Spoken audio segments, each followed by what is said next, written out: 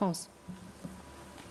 La logique de Macron a toujours été, depuis les débuts de sa saisine de la question mémorielle, a toujours été de faire des petits pas, c'est-à-dire de reconnaître à minima pour ne pas regarder le fond le fond de la question. On essaye de traiter une colonisation de peuplement qui en 40 ans a détruit un tiers de la population algérienne. On n'est pas sur des petites questions, on n'est pas sur une colonisation simplement d'exploitation, mais sur une colonisation de peuplement qui a eu une tendance génocidaire.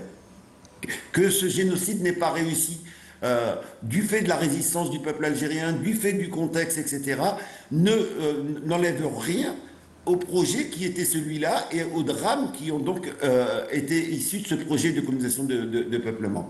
Et par conséquent, reconnaître des éléments de symbole, reconnaître euh, tel assassinat colonial pour en masquer des dizaines et des dizaines d'autres ne peuvent pas apporter la solution. Or, c'est la logique massive du président Macron, que ce soit pour l'Algérie comme pour les responsabilités au Rwanda, par exemple.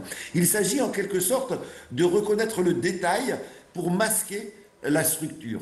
Et je pense que ce Oui. qu'apporte cette loi, c'est d'interroger la colonisation dans sa dimension structurelle, dans son projet lui-même, dans sa nature elle-même, et non pas dans tel ou tel effet que l'on pourrait reconnaître pour sauver l'essentiel. Et je pense que tant que Macron ou un autre responsable politique français n'acceptera pas de regarder la signification du projet colonial en tant que tel, eh bien nous serons dans cette politique de non-reconnaissance. La grande nouveauté, c'est qu'un État, et c'est le premier, qu'un État pose aujourd'hui de manière juridique qu'il y a une responsabilité.